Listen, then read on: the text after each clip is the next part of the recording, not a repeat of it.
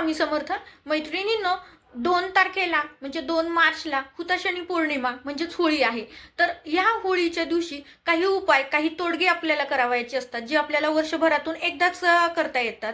तर ते कशासाठी, तर ज्यांचं लग्न जमत नाही त्या मुलींनी, किंवा ज्यांचं यंदा कर्तव्य आहे, जे मुलीच्या शोधात आहेत, तर त्यांच्यासाठी. त्यासोबतच ज्यांना दररोज गोळ्या औषधं घ्यावी लागतात, काही आजार आहेत, मग त्यात शुगर असो, बीपी असो, किंवा थायरॉइड असो, किंवा किडनीचा त्रास असो, कुठल्याही प्रकारचा का आजार असे ना, पण त्यांना दररोज नियमिततेने गोळ्या औषधं घ्यावे लागतात.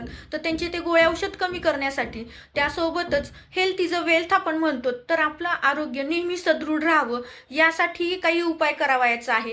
त्यासोबतच अष्टलक्ष्मी आपल्या घरात नांदाव्यात.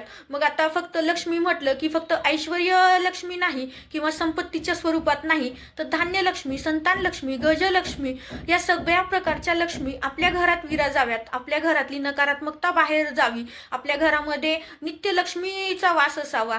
आणि जसं हेल्थ इज अ वेल्थ म्हणतात, आरोग्य हीच आपली संपत्ती आहे. तर हे आरोग्य सुद्धा आपलं चांगलं राहावं यासाठी काही उपाय, काही तोडगे आपल्याला होळीच्या दिवशी होळीच्या अग्नीमध्ये दहन करायचे आहेत. तर ते उपाय कोणते, किंवा त्यासाठी कुठलं साहित्य लागतं, या माहितीचा सविस्तर व्हिडिओ आपल्या रेखा जगदंबे या चॅनलवरती मी अपलोड केलेला आहे. मी खाली लिंक देते, आवर्जून व्हिडिओ स्किप न करता पहा. आणि तुमच्या मित्रमैत्रिणींना हा व्हिडिओ निश्चितच शेअर करा, की जेणेकरून हे उपाय, हे तोडगे त्यांना सुद्धा होळीच्या दिवशी करता येतील. आपल्या चॅनलवरती जर नवीन असाल तर चॅनलला सबस्क्राईब करायला मात्र विसरू नका. श्री स्वामी समर्थ.